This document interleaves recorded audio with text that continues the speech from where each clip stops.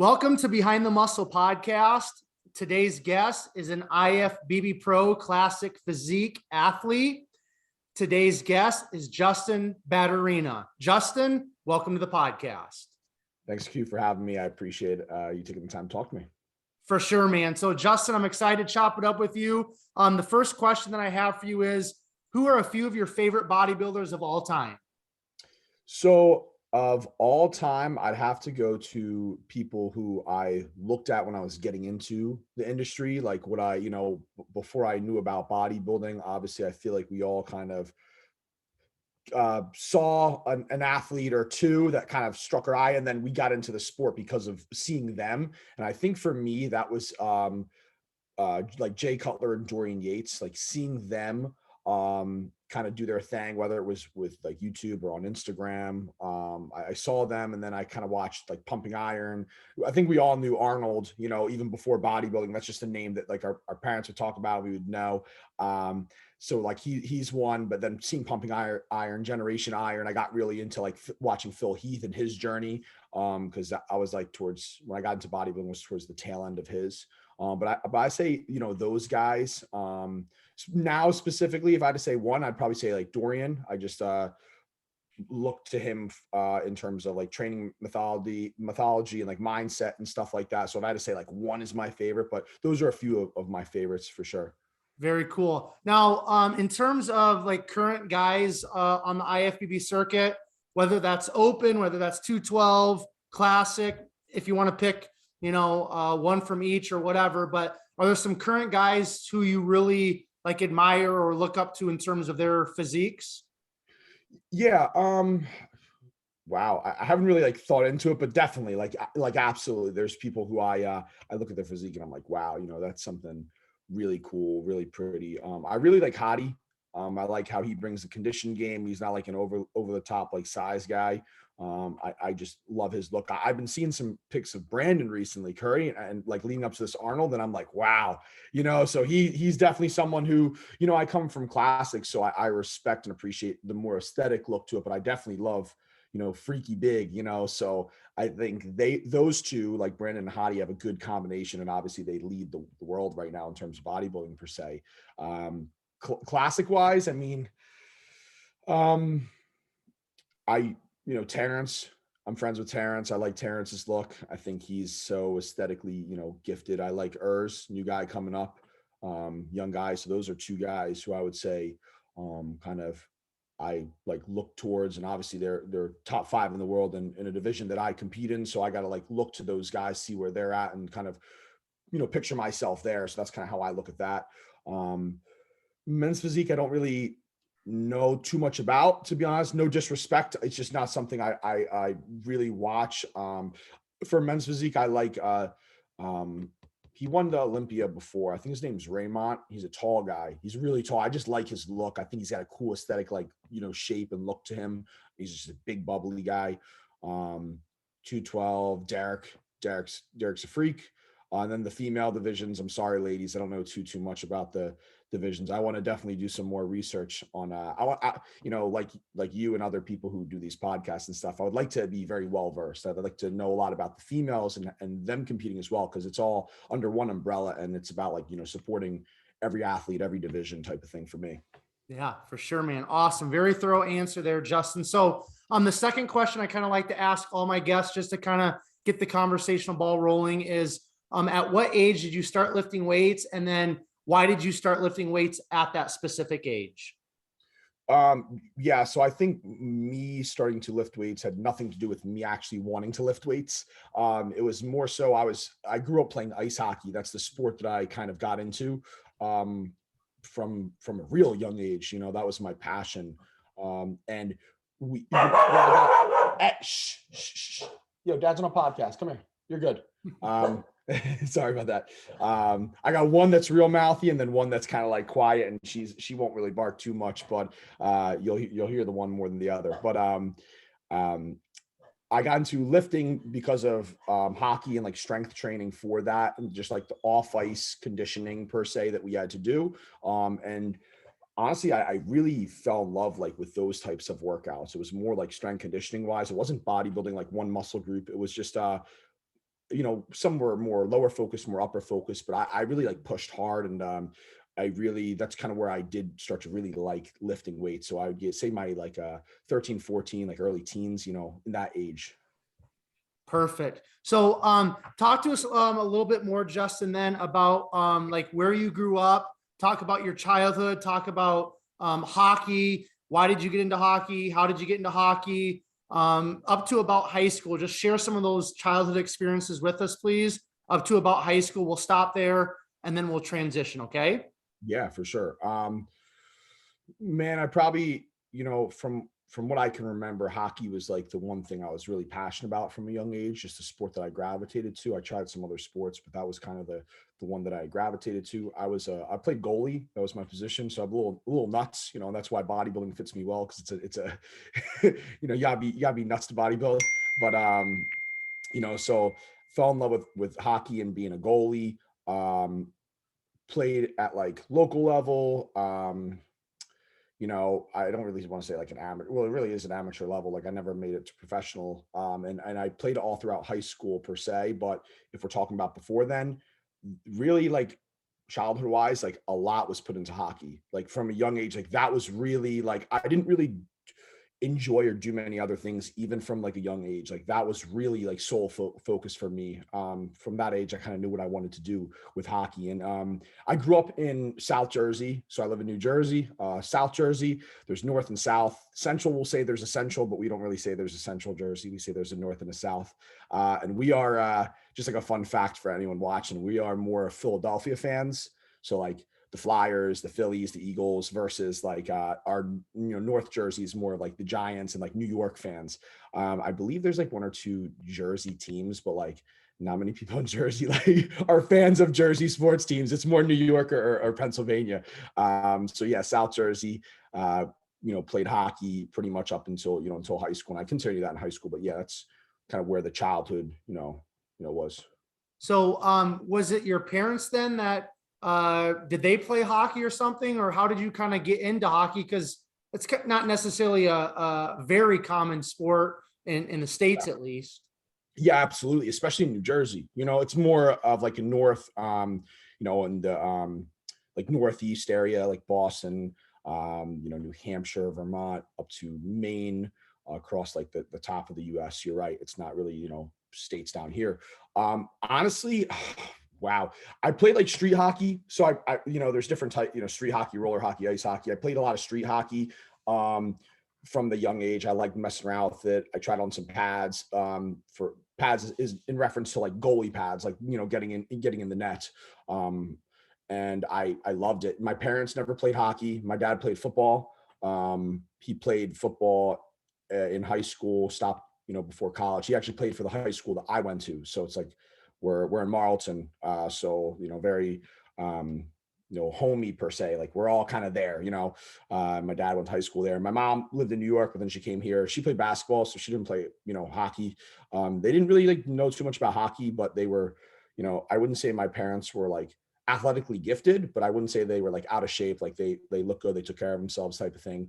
And I just, I wanted to kind of carry that with hockey, except I was like really passionate about hockey, really, really like, I keep emphasizing that because I have the same passion for bodybuilding now, like that I'm more mature and I'm older and stuff, but like hockey was, they were really, we did a lot for hockey, a lot of traveling, a lot of like time went into hockey.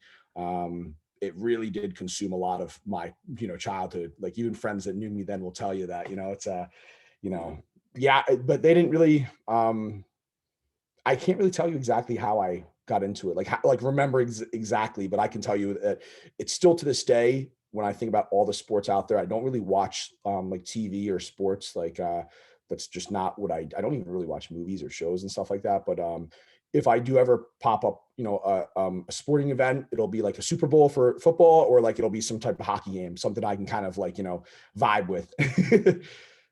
Very cool. Very cool.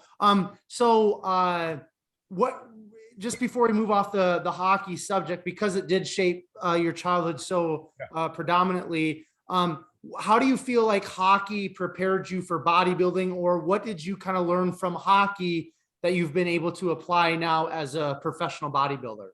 Yeah. So honestly, so much. like a lot.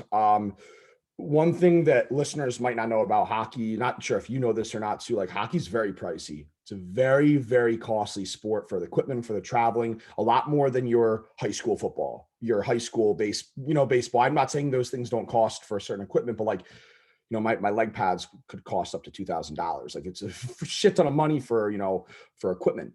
And what it taught me was hard work. And my family didn't have a lot of money. Like my parents worked like, I always say like 1.5, 2 jobs. Cause like they always had like one job and then like a part-time, but sometimes it was full-time. Like we were all working. And from a young age, I started busing like when I was 13 years old with my dad in the summers to make money to pay for my equipment, to pay for hockey. And that really shaped like this, like all-in type of effort, because a lot of the people that were playing at the level that I eventually got to with hockey, their parents came from money. And again, that's not their fault, but like, there's certain, characteristics of people. Some take that for granted. Some don't work hard. And when you're a goalie, that all kind of fell back on you on the ice, right? You have your 5, you have your 3 offense, 2 defense, and a goalie. It's only one of you, and you're the one who lets in the goals, So I got kind of tired of feeling as though I was always putting in effort. I was always putting in work. And then I saw my other teammates in the strength room not going as hard as I am, not like lifting, trying to push themselves as much as I could, whether it was in,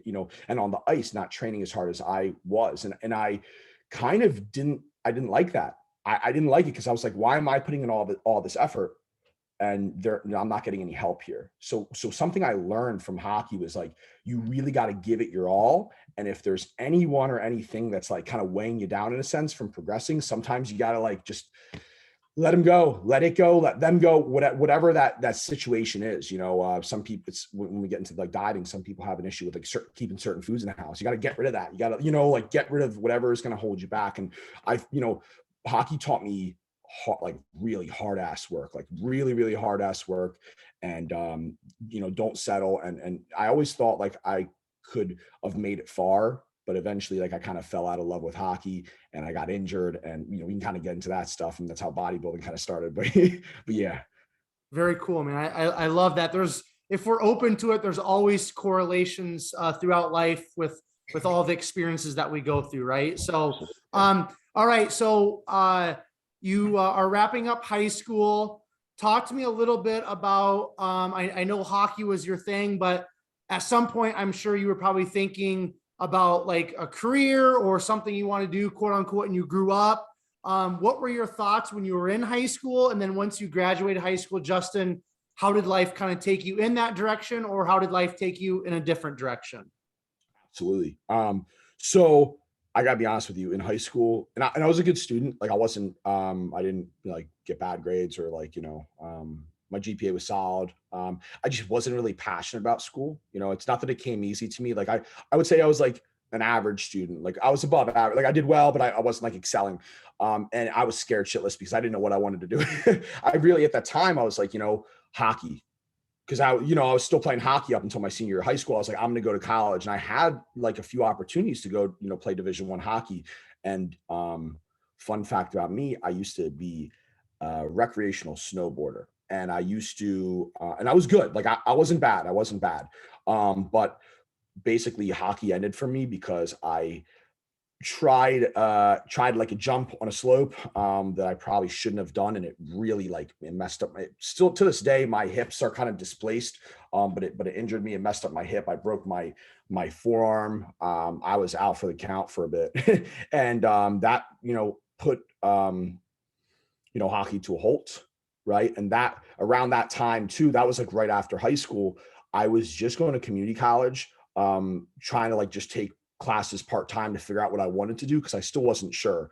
And I'll tell you, and I remember very vividly the one thing that really like gave me the switch to bodybuilding was when I was injured, from that incident, and I was bed rest, and I was like, I don't miss hockey at all, but I miss that weight room. I was like, I miss the weight room. I just want to get under a squat bar. I just want to like, that's the one exercise I really like. So, but at the time, I like all exercise now, but like, I was like, I want to get under a bar again. Cause I couldn't, I couldn't walk. I couldn't move for like 3-4 months. So,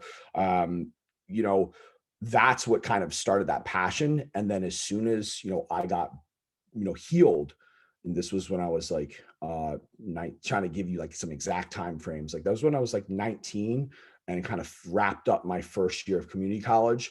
I said, you know what? I'm gonna get into this bodybuilding fitness thing. I'm gonna go for it. So I went to a community college that had exercise science, and that's where I, went for my studies. And then I started to lift as a bodybuilder, not for strength conditioning type of thing. Excellent, man. So let's talk about your transition into bodybuilding then. Talk to us a little bit, Justin, about those early days, because that's kind of what's fun for all of us. Yeah. When we get to hear about you IFBB pros, like that's the cool thing about bodybuilding and fitness is we all start somewhere, and most of us start very similarly. And then obviously life takes us in different directions from there. But talk about those early days. Talk about starting to train like a bodybuilder. How did you learn? Did somebody teach you? Did you just watch YouTube videos? Paint that picture for us. And then why don't you lead us up to your first competition? Yeah, sure. So I had someone helping me with more of like the lifting side when I first had said I want to hop into bodybuilding. This was my strength conditioning coach from hockey, who had coached me with a few other coaches on the team. And I told him, because I really connected with him well. And I was like, yeah, I want to try this bodybuilding thing. He was a strong dude. He was a strength conditioning coach, like strong guy. He played football. And he's like, man, I don't know shit about bodybuilding. He's like, I don't know anything about bodybuilding, but screw it. Let's give it a shot. Let's put some workouts together. Let's, put our minds together. And at the time, right, like I'm really like young and I still don't know anything about bodybuilding. I know nothing about dieting. I mean, I had a generalized idea and I did my research and stuff like that, but I didn't know jack about it. So I had trained for about like 8 months when it's like a bulk with him where we like, I say he like co-coached me, right? Because like he gave me my workouts and kind of told me how to progress in that avenue because that's what he really, really excelled with. But when it came to the dieting, he was really kind of like guessing because he just didn't know how to, get someone like shred, like lean, like bodybuilding lean. You know what I mean? It's way different, like strictly a performance versus a look. It's way, way different. We, had decided to do a show and I was like, I want to do a show. And I pretty much dieted myself for that show. And he kind of wrote up like my training protocol. Cause I guess at the time I felt like the training was like super duper important compared to the dieting. And it got to a point where I remember this at like 3 weeks out. He's like, Justin, I have no clue. And I didn't blame him. And I was like, I don't know either. I don't know either. And then, fun fact, actually, there was a women's physique Olympian. Her name was Gloria Falls.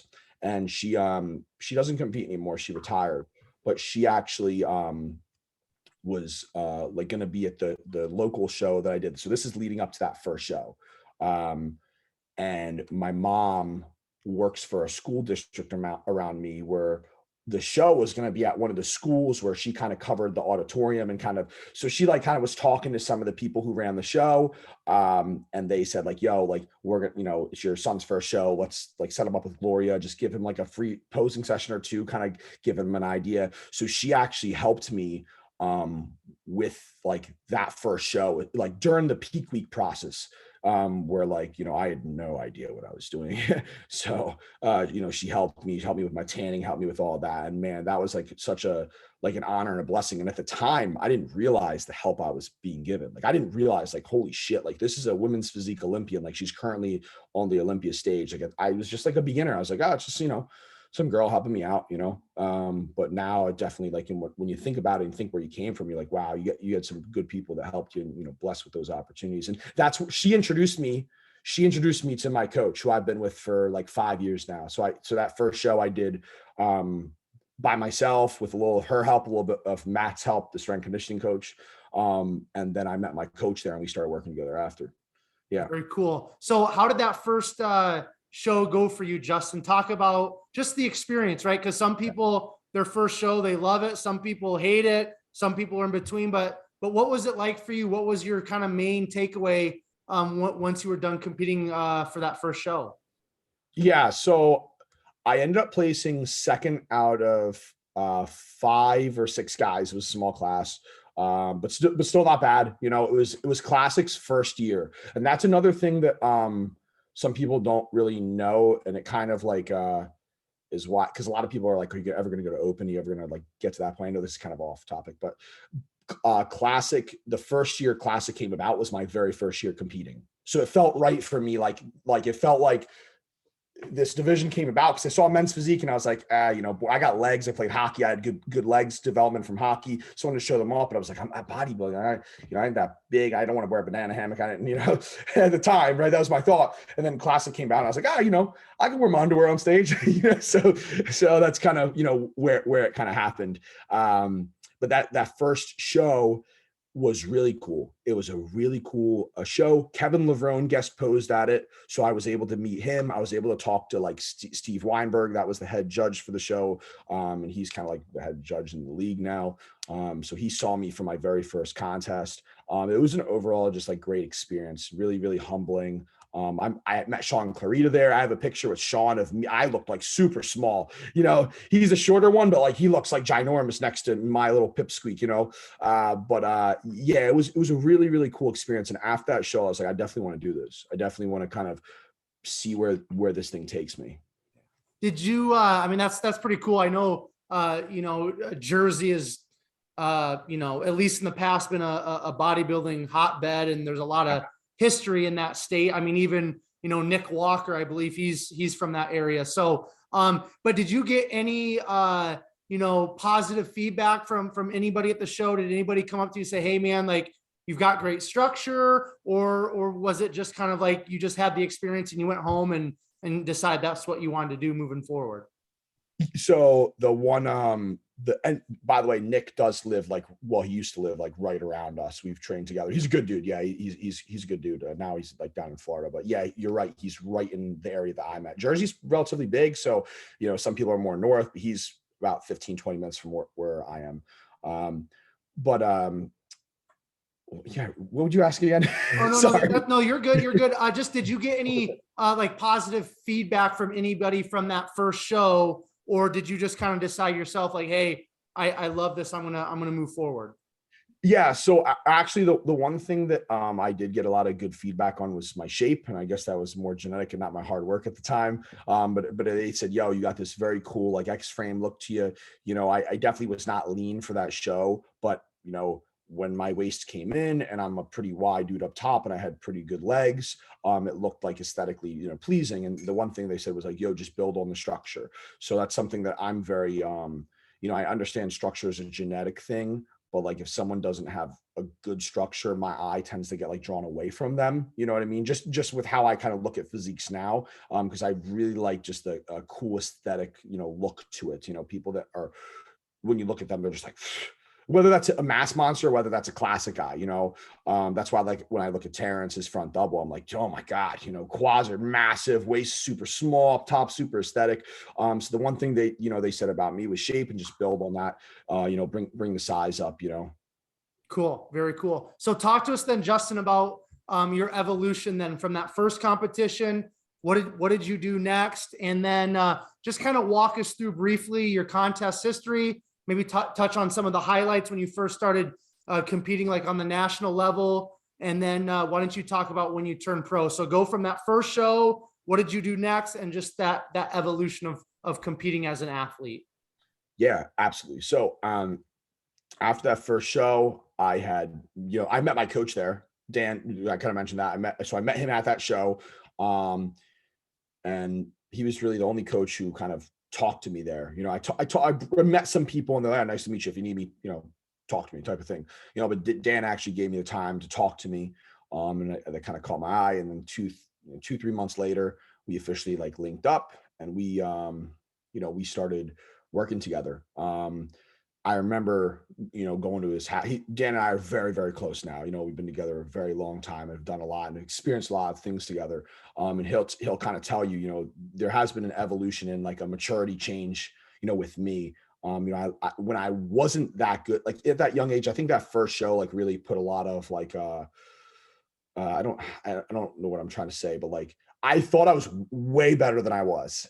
At that young age, like I was in my, you know, full of myself per se, or like, you know, I was cocky. I was like, yo, like, you know, my shit don't stink, like type of thing. And I remember going into his office and saying like, yo, I'm going to go on the Olympia stage.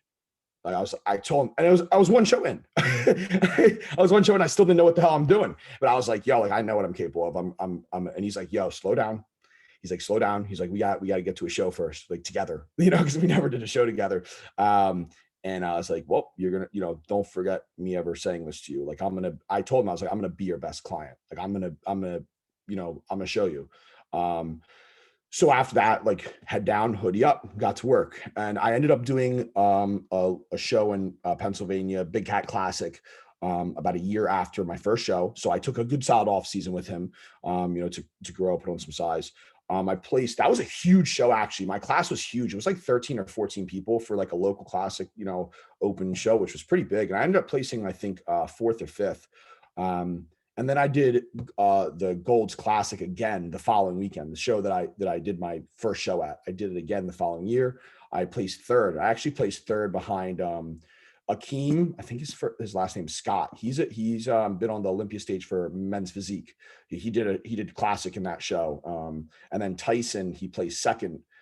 I placed third right behind him. He's a pro as well. He turned pro in classic, so a men's physique guy and a classic physique guy. So like that show is really cool because I went up against, and like they looked phenomenal then, and I was just like some pipsqueak, but I was being rewarded on my shape and my structure. You know what I mean?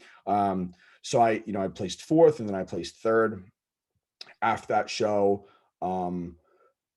my coach and I were like, okay, like we have some good placings. Now we need to win a show and go try out nationals. NPC Universe is what's here in Jersey. So it's just like, it makes sense to drive to that show. I always tell competitors, and this is a little bit of advice for competitors that are listening, like if you can do shows that are close to home, I highly recommend it, because traveling, like flying, like at the pro level, like we have to, pretty much fly everywhere. And like, it's just a pain in the ass, it's a lot that goes into it. Like, especially during the peak week process, like, and remembering all that stuff is such a pain. So if you can get away with doing a more local national show or doing shows that are close to you, I highly recommend it. That's my one bit of advice for competitors listening. But I ended up doing Excalibur, which was a show. I don't think it's a show anymore, but it was a show in Westchester, Pennsylvania. I won the overall there. So that was my first, that was, in 2018. So that was my fourth show I ever did. I won that. And then a week later, I went and did Universe, my first national attempt. And I placed fourth. So I missed my pro card by 2 spots, because at the time it was, top 2 turn pro. So I placed fourth, missed the pro card by 2 spots. And then we're like, okay, like we're pretty close. I made a lot of improvements from the third show to the fourth show. So from that second time I did Golds, where I placed, third behind the two pros, I made a lot of improvements in the 8-9 months before the next show, where I won the overall. And then I went to a national show the week later, and I placed in the first call out in the top 5 in my first national appearance. Not a lot of people, can say that. So that was a blessing and stuff like that. And then leading into next year is when I turned pro the following year, which I could, talk about as well. Yeah, let's before we talk about that, Justin, I'm curious, going from that first competition where you basically prepped yourself, didn't really know what you're doing, and then you had this great opportunity to connect with Dan. How did Dan kind of get you more into the bodybuilding mode in terms of eating, lifestyle, training? Because we know bodybuilding is a lifestyle, right? And you've kind of got to get everything kind of moving in the same direction if you want to reach your full potential. So how did Dan kind of get you into that bodybuilding mode? How did he change your training? How did he help you with your eating? Talk to us about that, and then we'll discuss when you earned your IFBB Pro card. Yeah, absolutely. So a fun fact about me, which is pretty much like all bodybuilders, I would assume. I know some are more laid back than others, but I'm really OCD and I'm really an extremist. And like, from when I decided to do my first prep ever without Dan, like with just my strength conditioning coach, I took things to an extreme myself. Like, there were definitely times where I pulled my food down like way too low. I didn't add salt to anything. Like I didn't know. I read like, facts and stuff. I didn't have protein powder the whole prep. I thought that would, be bad. I just want to stick with whole foods and stuff like that. So I was like very extreme with it. And I knew after that show, when I had talked to Matt before I linked with Dan, I was like, I need someone who just like knows and just is going to tell me. At the time, I'm like, just tell me what to do and I will do it. I don't know what the hell I'm doing. so tell me, that's what I'm going to pay for. So Dan, the workout wise, it changed to more like bodybuilding style, like, a bro split type of thing, from doing maybe more of like a higher frequency type of an approach that I was used to in strength conditioning. Even when I got into bodybuilding, I did more of like a higher, frequency approach in the gym, just 'cause that's what we were used to and what the coach was used to. Dieting wise, I mean, it was everything I thought it would be, because I was already dieting myself and I knew how to diet. And I didn't know everything, but I was very strict, very strict. So like, it was an easy transition for me. It was just like someone literally, I felt as though I'm like, if I do these things, I'm going to get there. Like if I follow the training, if I follow the diets, like he's laying it out for me. I know I know what I'm capable of. I know I'm going to work hard. And if this is, if he's a good coach, which obviously he is, but my mindset at the time is like, if he's a good coach, my results are going to come. Like because I'm going to do everything. I'm going to do everything to a T. So yeah, a lot did change in a sense, but like I knew that it was going to happen, and it didn't like interfere with like anything, if that makes sense, that I Yeah. was currently doing. Cool. So, talk to me then. I want to get this out of you, or get your thoughts on this. This is something I ask a lot of the guests, because we're kind of living obviously in the social media age where everybody's a guru, everybody's a coach, and what have you. And I think it can be really overwhelming, especially for somebody that, they've never maybe lifted weights, or they've never trained like bodybuilding style, and they're kind of like us at some point. We like bodybuilding, we're attracted to it, we want to try bodybuilding, but like, where do you go? And then you go to Instagram, or you go to whatever social media platform, and you've got all these different quote unquote options for coaches. It can be overwhelming. So this is maybe for some of the younger listeners, or people that are just trying to figure out how to move in the right direction in terms of bodybuilding. So you connected with Dan, you had that opportunity, and you've been with him for all of these years. And we see a lot of coach hopping going on. We see all these different things. What would you recommend, Justin, or why have you decided personally to stick with Dan through thick and thin through this entire time, and not maybe try to go to a more prestigious coach, or a bigger name coach? Why have you stuck with Dan? Just share that with us, please. Yeah, for sure. And I'm not perfect, and I thought about it, I don't want to say like an awful amount, right? But like there were times where I was just like thinking like, if I get to the pro ranks, well, I need to go to a coach that's more well-known per se. I don't want to say a better coach, because I don't think there's like I don't like that. There's a gray area, you know what I mean? Like that's to the person, because better to me might be, not good to someone else type of thing. Me and Dan just connected well, off the get-go. Like we had a really good relationship and really understood each other.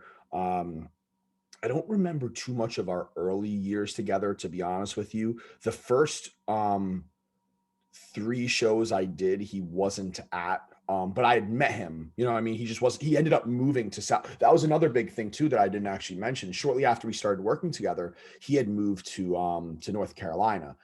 His daughter lived down there, and he wanted to just, get her a job relocation. He wanted to be with his daughter. And I totally respect that. And he came up to me, he's like, yo, like, a lot of my clients are leaving me because they like the fact that like we were here in Jersey, and like super close, and like we can come and see each other. He's like, the social media, the more virtual thing is taking more of a precedence per se in today's, day and age. But he was like, if you don't want to work with me anymore, I completely understand.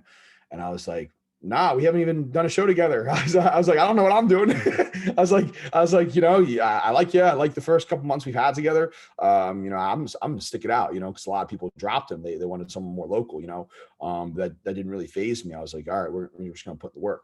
And just from show to show, he just gave me a lot of attention to detail that I like and appreciate. And now being at the level that I'm at, I see like there is a lot of attention to detail. And when you do know good coaching versus bad coaching, you're more gravitated to the good coaches and you respect and appreciate all that stuff. So Dan, like I said, Dan and I have a unique relationship. He goes out of his way for me, like a lot, like compared to a lot of other people. And, he's, like a father figure to me, a friend, a family coach, whatever, we have a very, tight relationship. So I think finding a coach that you can, trust, vibe with, communicate with.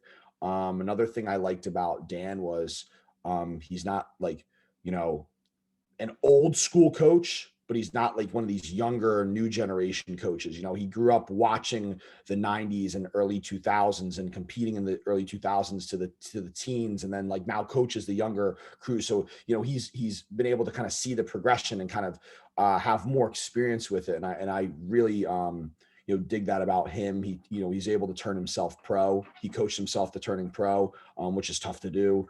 I couldn't coach myself, to be honest. I did it for the first show. There's no way with this level, this stress, like there's a way I could do that. I definitely dwindle myself down to nothing. I would say I'm not lean enough when like I'm about to die of starvation or something like that.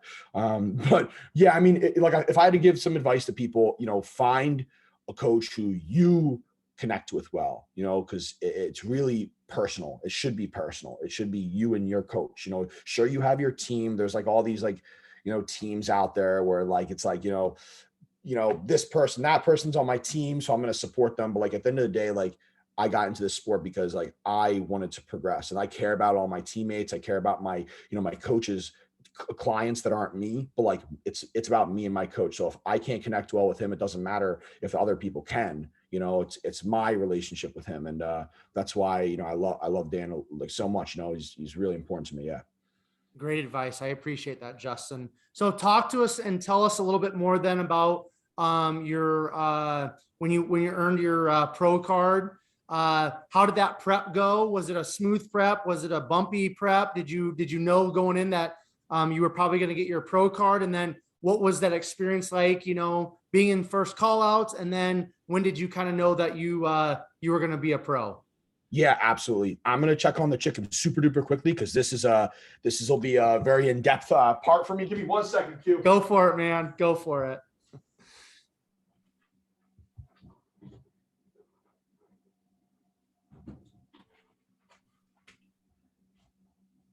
Now we're good, nice and quick.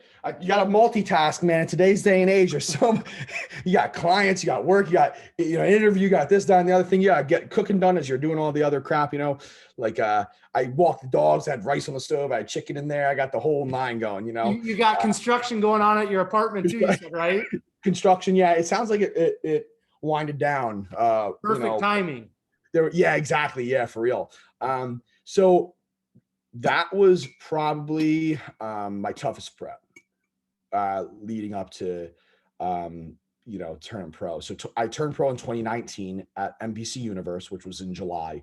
That was I did the show the year before, and that was kind of my coach and I's thought was like, okay, it's a year apart. We're already qualified since we were in the top 5 to do a national show the following year. Let's take a whole year off. Let's grow. Let's come back and move up some spots. That also was my last year of, I transferred over to a 4-year school, Rowan University. It's in South Jersey. And I did my associates at my community college. That was around, let's say the second, third show I was doing, right? This kind of is happening with some of the other stuff I already told you. But then I went to Rowan, and I was in my very last semester of Rowan. My father passed away in February of 2019. So just about 3 years ago, to this month. That was, the roughest thing I've ever been through. I don't know, can't really compare, anything else to that, that pain and what, that is that entails, and that those events and stuff like that. And man, that's something that'll always just be in your mind, your family's mind, for the rest of your life. And another little bit of advice to, followers who might be going through something like that, like it never, followers, watchers of the podcast, like it never gets easier. You just kind of learn to kind of cope with it a little bit more, and just, kind of remember all the good. Cause unfortunately you can't get that back. So you have to remember the good stuff that came out of it. But, he passed away in February. That was when I started my last semester of college. So there was a lot that went into, my dad's estate stuff, the house, all the night, because my parents were divorced too. So, you know, it was a mess, like it's a mess, absolutely a mess. And, yeah, so I, had to go through that. And then I was, about a month and a half after was when I started prep for Universe, and I was like off the rocker for a month. I was really, I was not doing good. And my coach was like, if we're going to do this, we're going to do it. If we're not, no problem. He's like, totally understand, no problem. But Justin, if you want to do Universe again, because I told him I wanted to do that show. He's like, if you want to do it again, we kind of have to start prep. Like we gotta get back into it, But again, he was like, if mentally you don't think it's the right timing and you're, still, grieving and it's just rough for you, then we don't have to. But I said, you know what? Let's do the show. Let's start prep. Let me like, get back into school, because I took a couple weeks off from school. Let's get back into the grind of things. And we started, prep for Universe. And I finished up my last semester early June or late May, whatever it was. And then the prep was like, that prep was tough because of the things that have happened. But my body was definitely the best it ever was. I just kept progressing from the years and whatnot, from prep to prep. So this is a funny story. It's funny because I'm over it now. And I won't go into too much detail about it, but the girl I was dating at the time, she broke up with me a week and a half out from Universe. So it was a tough semester as is, and tough year and tough prep as is, with my father, with the last semester of college. And then, the girl I was dating, she broke up with me a week and a half before Universe. So when that happened, I reached out to Dan. I was like, Dan, what the fuck? He's like, you've come this far. He's like, you've come this far. You've had all these things happen this prep. Like, well, we're already here. Don't screw up now. That's kind of what the motto was. And I was like, all right, take notes. All right. I was like, okay, fair enough. And then I saw him about a week later, because he had came to Jersey, for the show. He has some family out here, so he's able to see some family and then kind of take a peek at me. And I remember the first time he saw me in person, that was the very first time he ever gave me a compliment.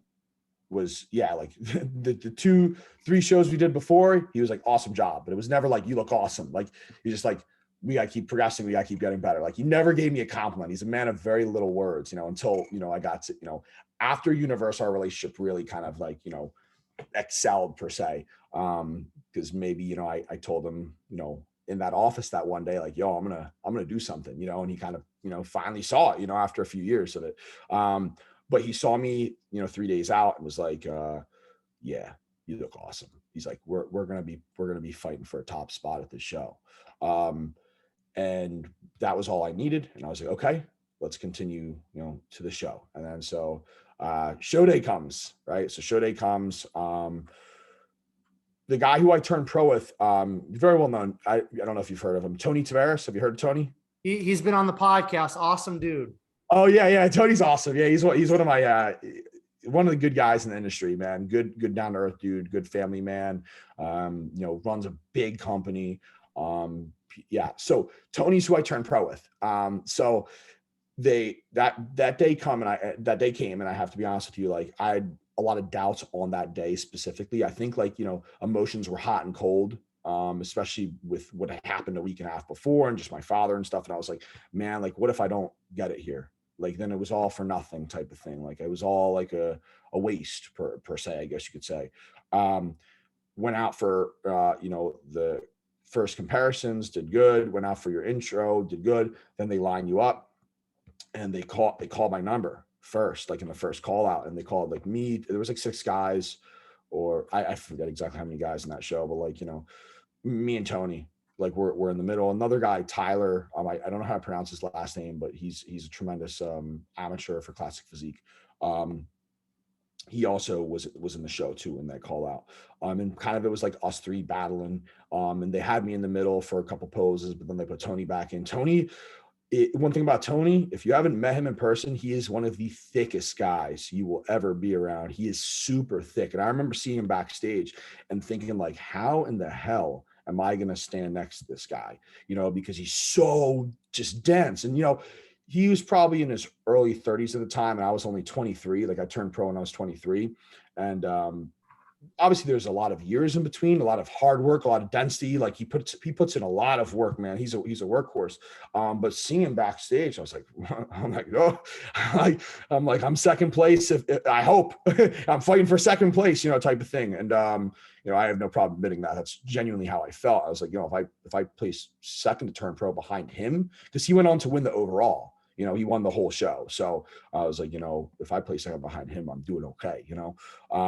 After prejudging, I was in one of the top spots, but we didn't know. You never know. It could be third, you could be second. And if you're third place, you miss your pro card. So, and then I remember they had the top 5 out. I was in there. In fourth place, third place. I remember when they said third place, and I was just standing there, and I was like, "Wow, I'm a pro." And it kind of hit me hard. Not until I got off stage. Me and Tony actually had a cool moment together. Because we didn't really know each other before, so I kind of explained to him some of the battles I went through in that prep, and we kind of talked. Hey, it's okay. Some of the battles that I went through with that prep and just in general, and he kind of told me some stuff too. And then I saw my coach and then my family. And that was really tough, very emotional. That was a very, very emotional show, probably my most emotional one, just because of everything that guys, knock it off. Thank you. You're good. I promise. Me and my girlfriend talk to them in like baby tone, and it works. They shut up. Sorry.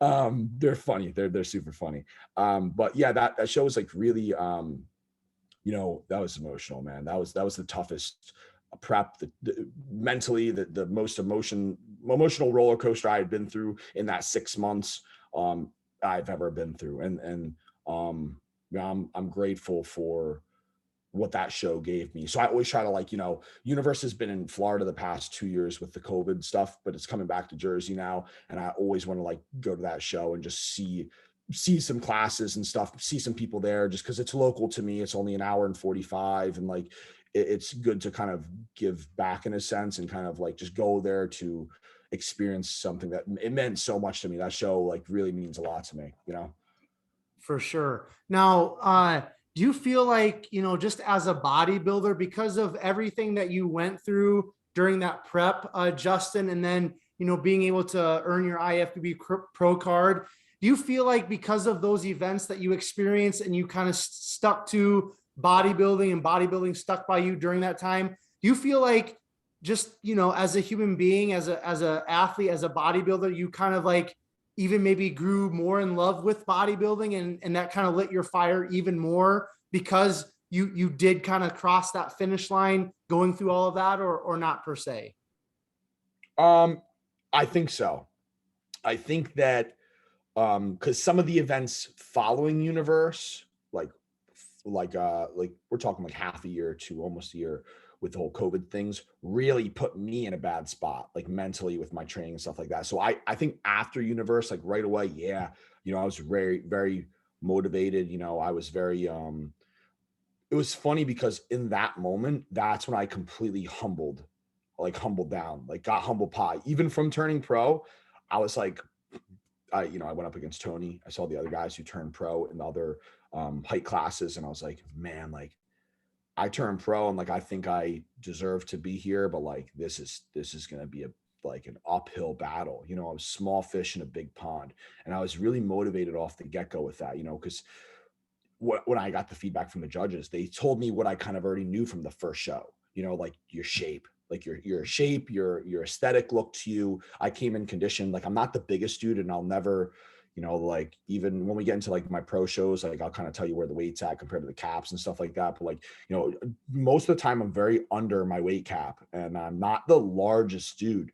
But why I feel like I hang well with the guys who I go up against is the classic shape, the aesthetic. My vacuum really makes my, you know, makes the X frame happen, and my condition. And after that universe show, I was like, I'm on a size hunt. Like I need to get some size. So we go right into an off season, like trying to bulk up. And you know, that's kind of where the progression kind of went. So yeah, to answer the question, like I was really motivated after that show. To you know, I was like, now these are pro shows. These are not like amateur shows or, you know, national shows, you know, national qualifiers. These are Olympia qualifiers that I'll be competing in. I'm like, this is some serious stuff, and I need to be very humble and grounded going into the next phase of my career. Absolutely. So then let's talk a little bit then about 2020. You did end up making your pro debut in 2020 at the Battle of Texas, correct? Correct. Okay. So before we get to that, you did mention, you know, obviously 2020 was the year of COVID. Out there in Jersey and the East Coast, you guys were hardcore lockdown. I'm in Iowa. I'm in a red state, so we had it pretty good overall in terms of, you know, the lockdown and stuff. But just talk a little bit. I don't want to get too much into that because it's just, you know, there's so many feelings and emotions for all of us with that year. But, you know, there was the reality of, you just mentioned earlier, there was some struggle for you. So just talk a little bit about that struggle, and then how did you kind of pull it together to end up making your pro debut in 2020? Yeah, absolutely. I'm not gonna, you know, bring up any political avenue of that. Just kind of like what the fact of the matter was, you know, and the fact of the matter was March 13th, 14th. I think I remember those dates are like nightmares in my mind. Like whatever it was here in Jersey, like that's when the lockdown started in 2020, you know? So I was in an off-season role, right? From Universe, right? 2019 turned pro, to about December. In that time period, I had quit the job that I was working at because I was going to go into like online coaching on my own and try to, like, you know, do personal training on my own because I was a personal trainer at a gym. That was like January of 2020. And I started off really, really good. And in that time, actually, I got my dog, Nala. Nala to me is like a, you know, like a stress dog, stress reliever, like a support dog for me, not like legally, but like she is like my pride and joy. And I love anyone who says dogs are just dogs. They're not dog people. They don't have dogs. Dogs are a lot more than just dogs. So I got Nala in that time. She helped me through a lot of that COVID stuff. Got her in January. And then 2 months later is when the lockdowns kind of happened. So like lost pretty much all my personal training clients, lost a lot of online clients, you know. It was rough, you know, it was definitely rough financially. And then like I had nowhere to train. So like I was really like scrummaging to get like, you know, stuff for a home gym. You know, my garage is small as shit. So like that was like a battle in and of itself. But like, yo, I'm proud of what I put together. I was able to find like a, you know, squat rack that was relatively cheap. I had like one cable attachment to it for like pull downs and low rows, but I was able to do like tricep extensions, some bicep curls, stuff like that. I bought a bench that had the quad extension and the ham curl type thing. You know, all in that like small little enclosed gym. And I will tell you that is when I learned training less to get more, because I only trained like 4 days a week there. I literally did like the Dorian routine. I was like, well, now's a good time to try it. I can't go, you know, I'm limited with what I can do. Let me just, you know, do compound heavy stuff, you know, and build my foundation that way. And it worked. But I think like when I got into like that June area of 2020, my mental state was like, I was like, I need a gym. Like I need people. I can't do this. Like I'm really getting into a bad place, like a dark place. I don't like this. Attilis in Belmar, which is very known in our industry and around the world for kind of what they've been doing.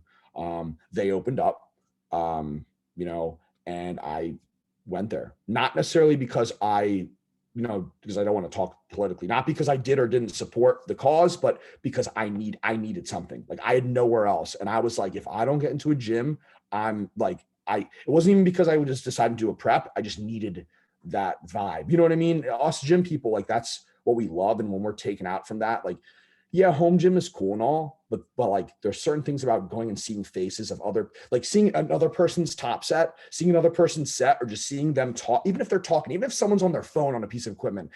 I'd rather see someone on their phone in the gym because the gym is open versus me at, home trying to, try to get that vibe and by myself. So that was extremely challenging. But I made some decent progress at my home spot. And then around June, when I had Attilis, coach and I were like, maybe shows will open down south in, the end of this year. And that's where we were like, okay, do we think we're more improved to do a show this year? Because it would be officially a year and a half after turning pro. So it would have been a full year plus of an off season. And we're like, yeah, I think we can do this. And then we started prep for that.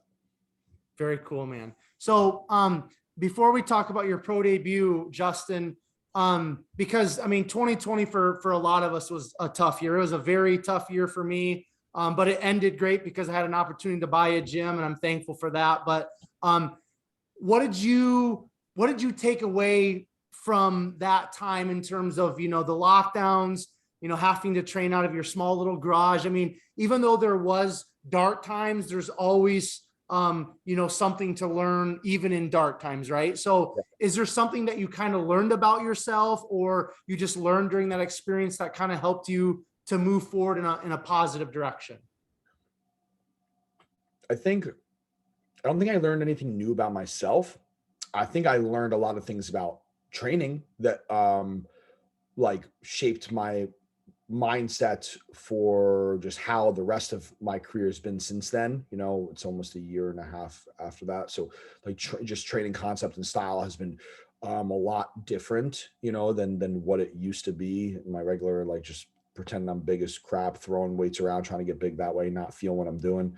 I think I learned about controlling the basics, and really just like emphasizing basics. Basics yield results, not like overthinking, or like, finding like the nitty gritty scientifical reason to why X minus Y times this is this, so, which I appreciate and respect a lot of, like the scientific background and stuff like that. I wouldn't say I'm more like bro science about it. Like, I think there needs to be, a well-rounded approach to training and dieting and stuff like that, whether you use some kind of, I don't want to say necessarily like common sense or like bro theory, but like, yeah, like you're using something there's like some things you just can't explain, and they just are, right? But then you have other things where it's like, research paper on end, stuff like that. So I think a good combination. And during that time, I learned a lot about how to progress even more in the gym.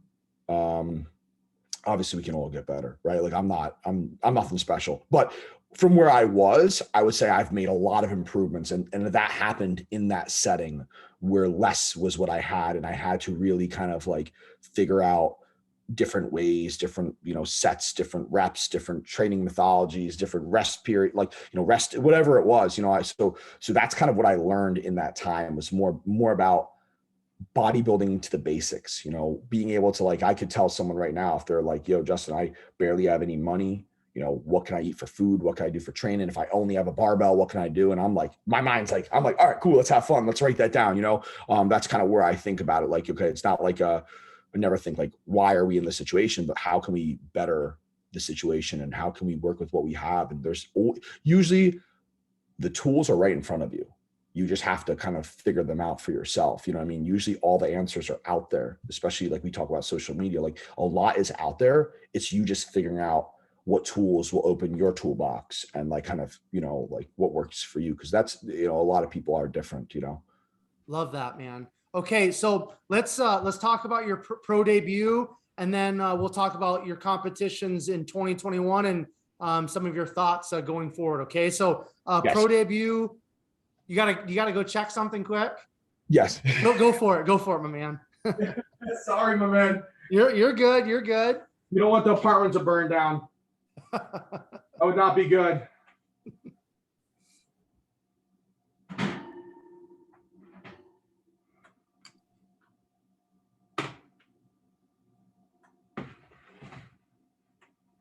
Oh, perfect timing. You're helping my chicken gains, man. Well, I'm just taking this out. Then we're good to go. We have no interruptions. Awesome. Awesome. I appreciate you respecting the chicken grind. Dude, it's real life, right? It is. Everybody that's listening and watching, they'll understand the bodybuilding life stuff, you know. So Another way about it. I'm going to the Arnold next week with my sponsor Centurion Labs, and they'll tell you some of the guys on the team. Like, I'm a psycho when it comes to traveling and like all that stuff. When it comes to food, like I'm like so psychotic about it. Like everything's so methodical, just like how I am, I guess, you know. nothing wrong with that, man. That's how you become a better individual and a better bodybuilder for sure, right? Yes. All right, cool. I'm back to you. Awesome. Absolutely. All right, we're good to go. So just talk about your pro debut, and then we'll talk about some of your competitions this past year. Yeah. So Battle Texas, awesome show, awesome promoters, awesome. Like, that was the first time I truly felt like I belonged. You know, because when I was younger, competing, I thought like I was the best. I was like, you know, and clearly I was not. I was not a pro. I wasn't even, you know, winning shows till you know, getting to that point in the amateur career. But like, you know, that show, you know, because like after turning pro, I really humbled down, and just kind of the year of COVID, that show really like made me felt like I belonged, because of how I, you know, obviously how I placed, and then how it was ran, and how like I felt like everyone there backstage, like they say you by your name, like they know who you are, like, you know, they're like, Justin, we need you in line, like versus like number 2, number 3, you know, like, so it was really, really cool and humbling, you know. And like that show, I definitely did not think I was going to do well. Going into that show, like I definitely was like, if I can get in a first call out, I'll be happy, you know, because like Courage Opera was doing the show. There was another guy, his last name's Hunt. He competes. He was doing the show. So I knew some Olympians were doing the show. Some up and comers were doing it. And I got in the first call out, and I was so excited. I was so happy, you know, I was like, wow, like no way, you know, cause I still thought like, you know, and honestly, like in that show, man, I was a pipsqueak, you know, like I genuinely feel that about myself. Like, I feel like I'm very undersized, even to where I'm at right now compared to who I go up against. You know, I feel very undersized. So like when I got in the first call out at the show, I was like, this is awesome. Like, this is like super blessed. I just kept fighting, working hard. And then eventually they pulled off the top 5, and they kept me out there with the 1 or 2 other guys who they called in the first call out. And I was in the second call out then technically. But like, you know, in the, like towards the middle of the second call out, and, I was able to do my routine. Top 10 does your routine. They said I was in the top 10, and I placed 8th. So that was the verdict after the first show. I think there was like 34 guys in that show, or 33 guys, 34 guys, somewhere in that range. So like, that was the biggest class I had ever competed in. And I was like, yo, at the time I was only 24, and I was like, I'm 24 years old. I placed in the first call out, in my very first, you know, pro show. You know, I was super blessed and happy. And I was like, I feel like, you know, I was definitely motivated after that show. I was definitely like, okay, like, you know, I didn't like the fact that I placed 8th. Like, obviously we all want to win every show we do, right? that's the reason we do what we do. But, you know, I was like really motivated. I was like, you know, I'm going to continue to just do what I can to get better and progress and stuff like that. Excellent, man. So then, did you shut it down in 2020, or did you compete again that year? That was actually just so you're good. It's all good, guys. No, that's on podcast. You gotta stop. Thank you. No, it's okay. It's okay. I got people like stepping right outside my apartment. I can hear them too. The problem is we have the wood flooring, so sometimes people be like, I feel like they're getting a hammer and they're trying to like purposely make my dogs bark. It sounds that loud, but maybe I sound that bad for other people too. So Battle of Texas was actually in December. So I had shut it down for for the rest of that, you know, there was only a couple weeks left. But we had said like, we didn't really have a game plan for 2021 at the time. We kind of said like, we just need to like, get into take advantage of the post show rebound, get into an off season and then kind of go from there. Figure out what we're going to do for the 2021 season if we are going to do something. Because after my pro debut, I said, I want to take another full year off, at least, because I saw I improved like a lot from when I turned pro to my pro debut. Still not to like where my expectations of myself are, but like looking back at it, like putting those pictures side by side of what I look like when I turned pro to at the pro debut, it was a very big difference. Very, very big difference physique wise. And I was like 198 when I turned pro. That was the show morning. I was 198 and my weight cap as an amateur was 205 pounds. Technically it was actually like 215 because they underheighted me. And every show I've been to since then has me at like 5'11". For Classic Physique, like for the listeners who don't know, like there's like, it's not like an open and 212. It's like, it's by your height, even at the pro level, like it's one big class, but like if I'm 5'11", I have to be under a certain height. The guy who's 6 foot, he can weigh more than me, but he has to be under the height that they established for 6 foot. So at my pro debut, I was 208. And then when I turned pro, I was 198. So I put on 10 pounds in that time period. And it was a 10 very noticeable pounds. And my coach and I were like, that could be very beneficial again. But he was like, we'll see, like, maybe we can kind of figure out a way to kind of grow you into a show type of thing into 2021.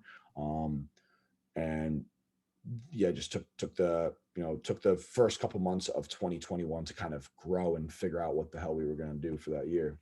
Yeah. So talk to us about what you did do, because I mean, you did very, very well from what I saw on Instagram. So talk about your shows, talk about your placings, and then why don't you finish up with just kind of discussing what your guys' thoughts are, what your plan is for 2022.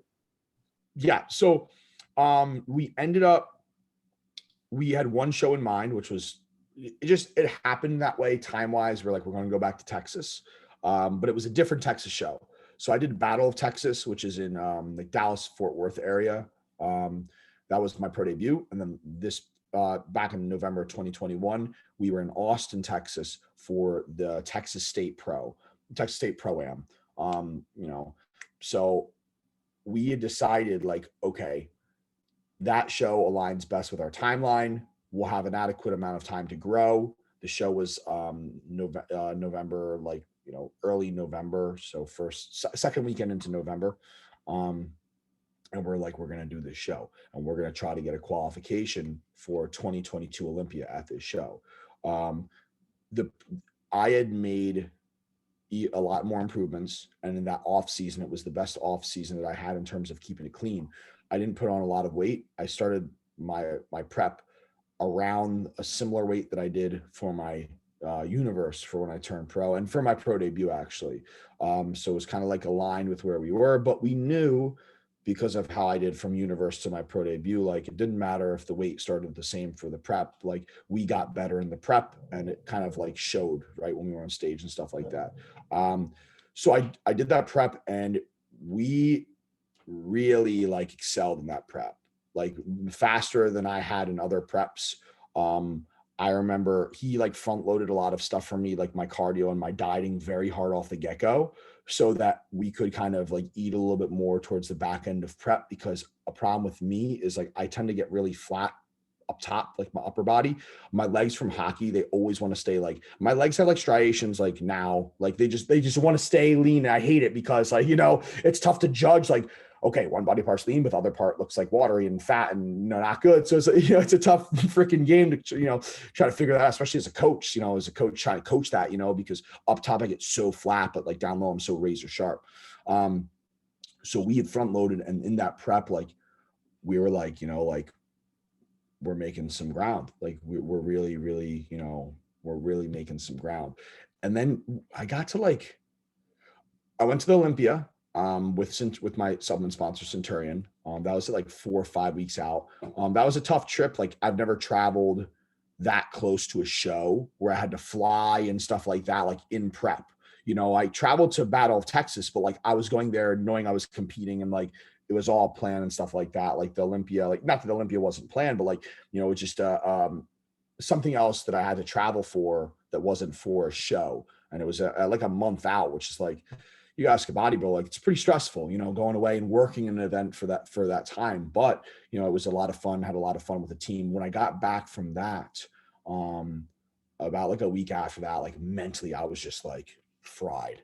I was like, this has been like it didn't hit me how tough prep was until like then, where before it got tougher like more throughout the preps, but like when I got to like 3 weeks out and 2 weeks out, I was like, I wanted to be done. I was like, I don't want to compete. I don't want to. A lot of people, they get more fired up. Like they're like, I'm so close. I'm right there. I got to keep pushing. Like I got 14 days left, 13 days left. Me, I was like, I got 14 days till I'm out of prep. You know, I was like, I want to be done. And in that time, my coach had brought up doing a second show. And I was like, man, like you're asking me for too much right now. And a lot of people would be like, yeah, I want to do that, you know, but, you know, a lot of people also don't realize like at the pro level, like a lot goes into traveling. Like, and yeah, you know, I have a little bit of help from some sponsors and stuff like that, but like you're putting out a lot of money for yourself. You have to take off work. You have to, you know, I'm a, you know, a pro classic physique competitor, but like I own, you know, Built by JB, like my posing company, my online coaching company. Like I manage a supplement store here in New Jersey, Aries Nutrition. Like, you know, you have to work still, you know, and that grind is something that stayed with me from those hockey years, you know, that hard work, like two full-time jobs, like, you know, having the two dogs that are my rugrats here, you know, living with the girlfriend, you know, just life, you know, a lot is going on. So when he told me that, I was like, I'm like, but what happens if I win both the shows? You know, my mindset, then I, you know, like you're hot and cold, man. Like when we're prepping and when we're that close, like your mind's all over the place. You know, you're bipolar. One second you feel one way. No offense to anyone who's bipolar, actually. Like I'm just, you know, you're hot and cold. That's a better terminology. You know, one second you're, you know, you don't want to do this. The next second you're like, hell yeah. And then the next day you're like, nope, I don't want, you know, it's so hot and cold. But we got to Texas. So we ended up doing the two shows. Texas was first, and then Florida, Atlantic Coast Pro was the following weekend. So 1 week apart, two separate flights, two separate states. I did the first show, which I knew was going to be a harder show. I had a feeling that like a lot more people were going to do the Texas show.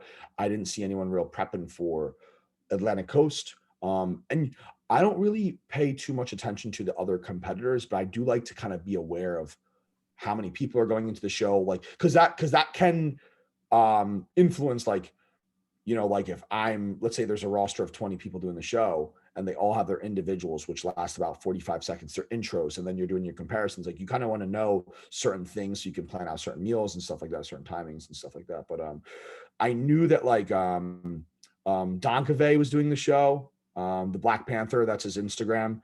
Hell of an athlete, hell of a guy, great look.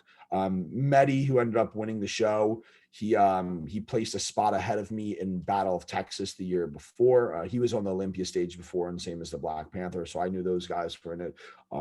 Harold, who placed fourth, he's a freaking dense, thick beast, kind of reminds me of Tony. You know, Chavez was in fifth. And there was a really good group of people who did that show, you know, and I have to be honest with you, like going into that show was very hot and cold. We got there that Wednesday and I was super like flat and just super like my body was just beat to shit. And my coach had saw me, you know, because that's when he had got there too. That was the first time he saw me in person, you know, since kind of like before prep, whenever I met up with him, you know, he don't live near me. And he's like, dude, we gotta like lay off the workouts now. Like no more pump, not even like the pump workout, you know, bodybuilders who are listening, they'll know, like, you know, those last, like, you know, Wednesday and Thursday, like, you know, upper body pump type of things. My coach like, no, we don't even need those. He's like, we need to start feeding you right now. And I remember that was the most interesting prep and peak week I had been in, because my body completely 180'd and completely just started to get like better by the second. on Friday, the day before the show. I remember this. I have the notes of this, the email. Like, he had carved me up on like 700 plus grams of carbs. And for me, I was like, how am I going to pull my vacuum with all this food? But it worked. And the next, on Saturday when I woke up, he looked at me and he's like, I want to get you on stage right now. But obviously we had like, 5-6 hours of pre-judging. But he's like, you look like we're ready to rock. This is perfect. And that was when I had looked at myself and I was like, that's when I truly felt like I belong where I belong here. Like, I belong at the pro level. I belong in, in top placings at these shows. And I went out there, right? We did the comparison stuff. They put me in the first call, and I was like, I was confident in what I had done, that prep, that I was going to be in the first call out. I was just confident. Like, I was like, not cocky. Like, I didn't say I was going to win the show. That was my goal, but I was like, I feel confident that I'm going to be in this first call out, fighting in a top 5 position, a top 3 position, whatever it is. And that's kind of, what had happened. The first call out was like, 6 guys.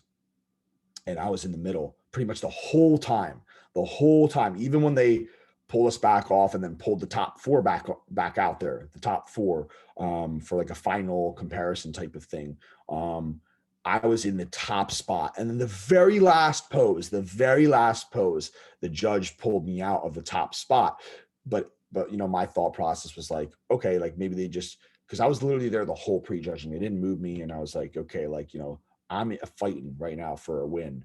And even after pre-judging, when they moved me out, I was like, that doesn't mean anything. Maybe they just wanted to see some other guys next to another. Like, they had me in the spot the whole time. They literally pulled me out to the side, called nab and thigh, and then said, okay, thank you guys. That wraps up pre-judging. So like, I was very, shocked when finals did come around and I ended up getting placed 3rd, not because I don't think anyone that placed ahead of me is worse than me or better than me. I was shocked based upon how they had me at the show, and the look that I felt that I brought. And, a lot of people were really, coming up to me after pre-judging, and, you never want to really listen to those people. And I didn't listen to those people. I never let it say like, yo, I'm going to win the show. Because at the time I was like, I got pulled out. Like, it's not over. It's a battle. But I had a lot of people saying like, yo, like like, this is the best I've ever seen you. Like, you were full, you were shredded, your shape was, was crazy. Like, so I ended up placing 3rd. And then we went to Florida the next week. My coach wasn't there. That's another stressor, not having your coach in person. Martin Fitzwater, he's another pro. I don't know if you know Martin. He's been on the podcast as well. Okay. So Martin and Samantha Jaring, they were like prepping her, and he helped me like a lot because my coach wasn't there.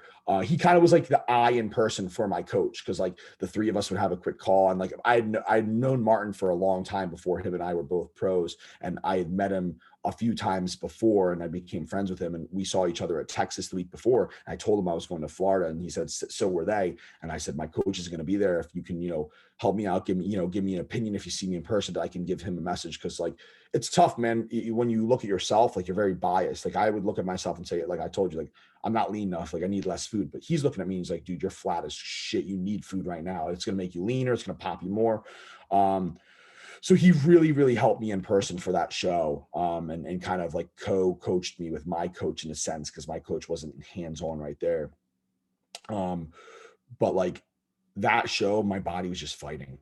Like, it was fighting from the week before. It was fighting the travel, like, flying home from Texas on Monday or Tuesday, chilling for a day, flying to Florida on a Thursday, all the hours, that was the most stressed I had been, was in that quick little turnaround. But somehow, like, managed to just pull it off some way or another. After prejudging at that show, I knew I wasn't going to win. I knew that I was in 2nd or 3rd place. I knew that I was good enough, like the week before. And it was a smaller show. The guy who actually won, Ahmad, very nice guy, he placed like 8th the week before in Texas. So he really stepped up and he got really tight and crisp. The week before, I looked at like some pictures and some vids. He wasn't as tight. He was nice and full and big, but I think they were preparing for that Atlantic Coast show, and he got so much better. And I did not, I just was a lot flatter. I was just as lean, but I think the flatness, especially when I lose it up top, I look like really not the best, not the best pop. And I can admit that, you know what I mean? I know that I am very unbiased about that. Like another thing the judges always say is like my back's a weak point. Like that's always the feedback I've been getting on shows is like, a second, sorry. I don't know if you can hear that. That was Yeah, something we could hear it, but it's okay. Oh, okay. All good. Tell him to piss off. They can call later. But that's actually my sister, Lexi. If you see this, I'm sorry. I'm no wonder. Yeah, my body was just like fighting hard for that show. But ended up being able to play second there. And I placed second. Third place was a guy, Jeff Hollenbach. He had placed third at a few other of his first shows. So like he had a very good showing as well. And it was a good lineup. I mean, the top three there were really, really good. And if I had to look back at like what I think the best Justin was, it was definitely Texas State. It was definitely, the first show of 2021 that I did last November. That was by far the best look I had ever had. I'm going to strive to get that look better with a much bigger backside, but the same fullness and conditioning, because the judges at both the shows, basically, when I asked for feedback, they were just like, bring up your back. I was like, is there anything else? Like, nope. I'm like, okay, all right. Back to the drawing board. Let's bring the back up, give you what you want, because we're right there. We're knocking on that door, a third place and a second place, I'm really proud of my team and the people who helped me, in my corner. Hey, you're good. Come here, bud. Come here. Yo, you're good. Come here. Come here, Mom. My mouth, you don't keep going. Stop. Good girl. Two girls, man. I live with three of them. My girlfriend and the two girl dogs. I don't advise it to people watching. Get more tests in the house. You're funny, man. I love it. So let's start wrapping up our conversation, Justin. What's kind of the plan for you and Coach Dan this year in 2022 for competing? So we definitely as of now plan to hit the stage this year. We have some Olympia points from the two shows that I did that put me on the upper end of the rankings, definitely not in a top spot. Like I wouldn't qualify for the Olympia right now. And the goal is not to, for anyone listening, like the goal is not to go to the Olympia off of points. Like I want to win a show to get there and earn my stripes there by saying, I've won a show. Now I can hang. But the point system is cool because it kind of gives me an idea of like, this is where I'm at. These are where other athletes are at. I play second and third. Like I'm right there. Like I'm knocking on those doors. If you are in the point system, like you've done fair in an IFBB show or two or three, however many to get to the points, where you're at. My plans this year is definitely do some shows towards the back end of the year, closer to the Olympia. Now that the Olympia is in December, it gives me more time to kind of grow and stuff. And I've been, the last show I did at Atlantic Coast was mid-November. I had a pretty good rebound off the get-go.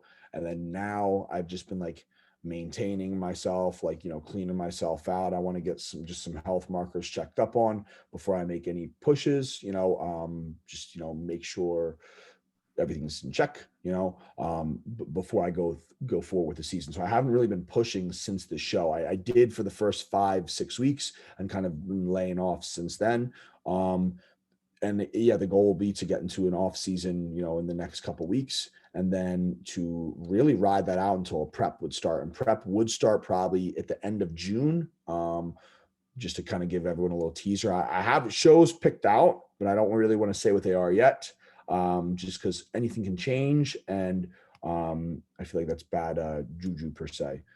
So I like to keep my shows a little bit more hush hush until I get closer.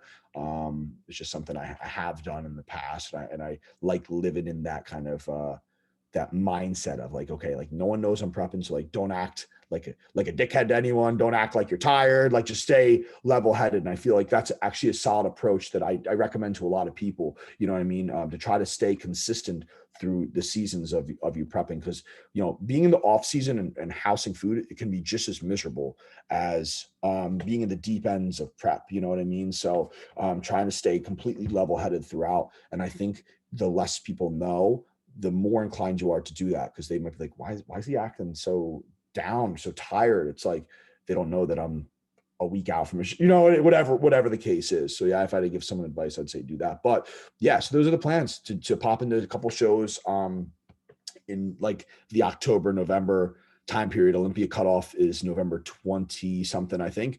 So it would be to do a couple shows before then. And when I lock into these shows with my team, you know, because Dan obviously is a big part. I have my deep tissue guy, Umar, who's a good friend of mine, my girlfriend, my sister, like those are some of my teams. I've been training with one buddy of mine recently. I include them because like that's something I want everyone to know too. Like I got into this sport because it was more individualized, right? You know, I came from hockey, where it was more of a team sport. But I feel like my team is so invested into me and into their own selves and their own goals that everything just like works so like, you know, synergistically together. And they're a big part of the decision-making process behind what goes into, you know, Justin. Like I sure, like I'm the one on stage, but they represent me and I represent them. And it's like one big thing, like every part is the reason as to why Justin is the way that he is on stage. I would not be where I am without Dan, without Umar, without, you know, my girlfriend, without my sister, my family, you know, people who support me, you know, the people who follow me. I hate using the word fans. Some people are like, I'm a fan of yours. I was like, no, you follow me. You're a supporter of mine. And I support you for supporting me, you know? And I really appreciate everyone who kind of, you know, yeah, gives me that per se, gives me that appreciation, the respect of what I'm doing and what I'm about, the vibe that I carry, you know? Beautiful, man. Okay, I've got two questions, and then I'm going to kind of give you the floor to kind of close this out here, Justin. But the first question I have is, you've mentioned kind of the feedback from judges as a pro is bring up your back. So is there anything specifically that you are focusing on in terms of making some adjustments to that training to bring up that back, just so some of us that maybe do compete that want to focus on our back like yourself, maybe glean something from you. So what are you doing to attack that back to bring that up? Yeah. So one thing I've made off the get-go is I definitely came from a more like lower frequency style once I kind of got into bodybuilding. Like let's use a bro split for an example, like, you know, chest day, back day. For those who don't know what that is, you're having a chest day, having a back day, shoulder day, arm day, leg day. So 5 lifts a week. What I did off the get-go was add a little bit of back to one of the other days. Like shoulders for me are a part that when I'm really lean, look really overdeveloped compared to the rest of my body. So I was like, okay, like let me start back day with a little bit of shoulders, then work my way to rear delts and laterals and stuff like that. Now I kind of just did like I had like 2 back days a week because like I never believe in that. So let me preface this by saying like I'm doing something that I don't believe in. Like I don't believe in like training more frequently, but like I'm like, well, I'm just gonna give it a shot. If it works, it works, you know, because like with my legs, I only train them once a week since the start of my career. People ask me like, do you train legs twice a week? Like, no, I put quads and hams together. I hit it once and they are the best body part of mine. And I let them rest for a week. And my chest like has come up a lot from training a little bit less as well, like arms as well. Like I used to train like my arms were really small when I started. So I was like, I need to train them like, you know, 2 times a week, 3 times a week. Like, frick it, I'm just going to put all this volume in. It didn't really help until I pulled back to 1 arm day a week. But back, I've been kind of following those principles, and it's, you know, back is very underdeveloped on me compared to my other body parts. So I have to think outside the box. Like if everything else I'm training once a week and it's really, really good, and they say, yo, your back needs to come up, we need to put a little bit more back in there. So that's really what I've been doing, just like hitting back like twice a week. I don't really know how much I do or don't like it. You know, it feels like sometimes when you're like, I have another back day, you know, like when you, but what if you go into like, you have 1 leg day a week, like you go balls deep ballistic. You know what I mean? So now I'm kind of just trying to really focus on control, squeezing on both these back days. Like, yes, taking things to failure, but taking them very controlled to failure to try to like facilitate more hypertrophy throughout the week, trying to get them, just trying to get back more volume, to try to build up to where the other body parts are. That's going to be the approach, yeah. Cool. Okay. So last question from my end. I saw on your Instagram, Flo Sidon. What's that? Is that your nickname or is that your alter ego or what, Justin? So, okay. So Flo Sidon is one of my best friends from high school, Drew. There was playing hockey. For those that don't know, hockey players love their hair. Like I have mine up right now, but I have long hair. I rock it down when I'm on stage. I believe one of the reasons I do stand out on stage is because I am usually the only guy that has long hair and like lets it hang. I don't know about you, but how many people have you seen that have like flowy hair? Like I really don't see it. You know what I mean? A lot of people rock shorter hair, which looks awesome on a lot of people. I just kept that trend from hockey, I guess, hockey players, they're also about like having cool lettuce. Like that's what we call their hair, like lettuce. Right. So there was a time in high school where like my hair was extremely long and like hockey players, they don't maintain their hair. They just like let it go. Like, yeah, I want the flow. I want to like let it be flowy type of thing. And my like my hair was very long. And there's a picture, I forget where it was, of me like just like kind of like standing like this with my hair like hanging. And my friend Drew was like, Justin, that picture of you look like a Greek god. He's like, you look like Poseidon, but like you're not Poseidon, you're Flo Sidon. And that's literally the only, yeah. And right when he said that, I was like, Flo Sidon, done. I'm rocking that forever. So, and that's kind of like, I wouldn't really say it's a nickname. I would never say I'm as good as a Greek god or as a god or anything like that. I think it's just like a funny thing. It's like a funny little trendy nickname that has carried over from high school to now. And I just think it's unique and I like it. Yeah. Yeah, I love it too, man. It's always good to get have a nickname, especially from the earlier years, man. So, Justin, first of all, I just want to say thank you, man, for coming on. We've been going on for about 90 minutes here, so I appreciate you taking some time out of your day. I know there's a lot going on for you, but thank you for sharing your story, man. Going into detail. I know people are going to listen, people are going to watch, and they're going to really value this conversation and your story. So thank you. Before I do the outro here and wrap everything up, I want to give you the platform to share any final thoughts, any final words that you have. Please share sponsors and any other shout outs. I know you have your own coaching business. So anything that you want to share with us before I close this out, the floor is yours. Well, yeah, I'll try to make it smooth and flow well here. First off, I want to thank you for taking the time to bring me on and bring all the athletes that you do bring on onto the show. I have watched some of the episodes, and I really like how you kind of dive into these athletes and ask questions. Not a lot of other people who do podcasts and interviews really ask. So thank you for taking the time to kind of highlight people who might not be highlighted properly per se. So I do appreciate that a lot.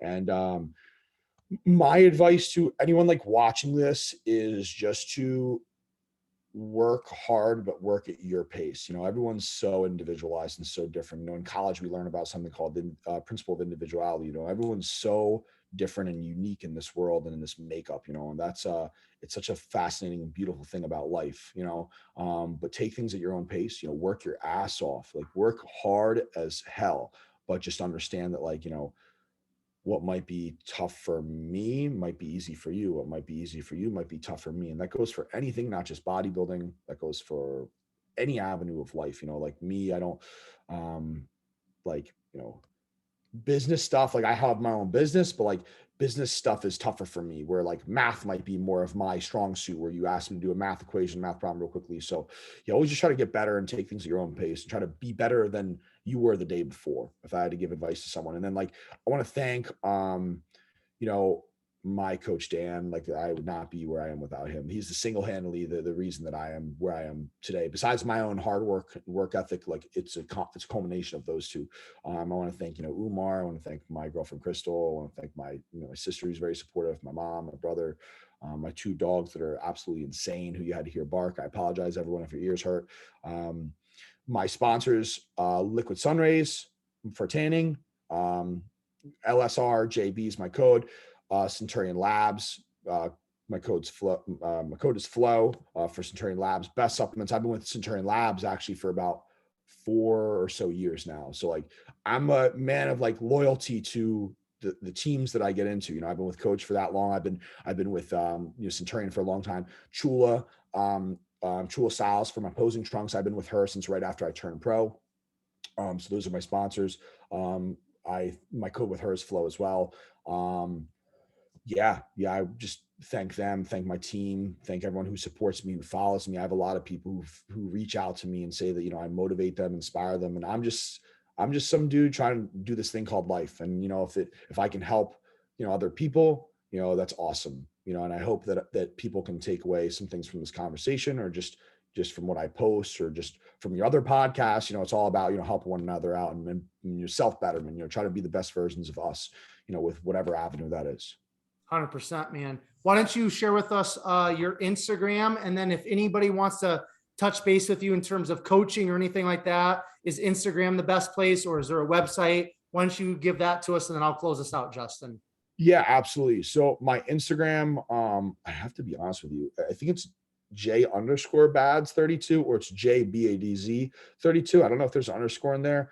I'm not real techie, so like I kind of forget what my thing is. To be honest with you, that's how much shits I give about, it's important, but like I honestly, I think it's J_Bads32. If it could be, I don't think I'll have it in the show notes. Everybody that's watching or listening, if you want to find Justin's Instagram, just go down in the show notes. It'll be down there. I make sure all of my guests' Instagram handles down there. So if we don't know what it is right now, it'll be in the show notes. Yeah. And then for my coaching, I do, online coaching, mostly lifestyle clients. I send a lot of my people that inquire about preps to my coach, just because my coach does a phenomenal job. And obviously, I feel as though our progress speaks for that, and I think people should look for a coach like my coach when they're looking for coaches, but I do a lot of lifestyle clients. I love working with lifestyle clients. I love, getting a mom of 3 children who's like, I need to lose weight and get healthier. Like that's kind of, I went to school for exercise science and health promotion, stuff like that. So that's kind of more of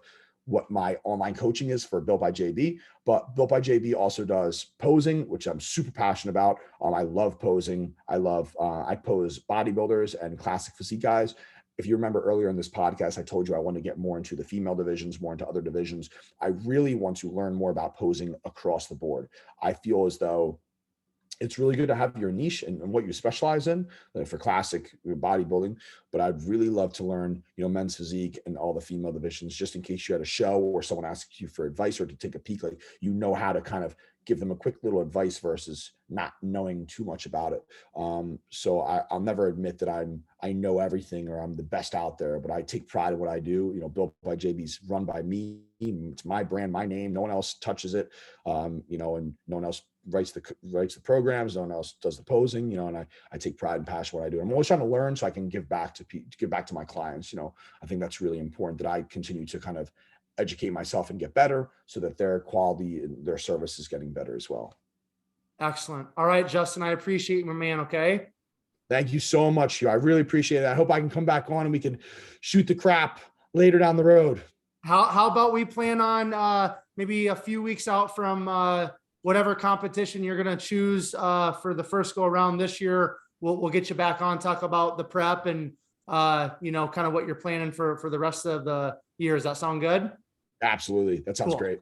Awesome. All right. All of you who are tuning in to another episode of Behind the Muscle podcast, I just want to say thank you so much. I really appreciate all of you, because if it wasn't for you, the podcast wouldn't exist. You guys are following on Instagram. I appreciate that. You guys are subscribing on YouTube. I appreciate that. I also want to let you know, some of you are wondering, asking about iTunes and other podcast platforms. Yes, Behind the Muscle is available on iTunes. It's available on Castbox and most of the other major podcast platforms. So if you don't want to watch on YouTube, if you want to just listen, make sure you find us on iTunes and other podcast platforms and subscribe. So if you haven't subscribed already on YouTube, make sure you do that, because I do release all of these episodes first, and then I will distribute them to the other podcast platforms. So make sure you are subscribed to the YouTube channel, and then make sure you take this episode with Justin, share it on your Instagram stories. Taking a scene right now. It's all good. It's all good. Make sure you tag Justin, tag Behind the Muscle when you share this episode on Instagram. And then finally, there we go. There's the dog. What's her name, Justin? This is Akira. This is my girlfriend Crystal's dog, but it's obviously my dog too. And then Nala is down here, a purebred golden retriever. She's an Aussie Shepherd mix, and we got a golden. Love it, man. Love it. All right, everybody, remember, behind the muscle, there's always a story. We'll catch you guys later. Thank you, guys.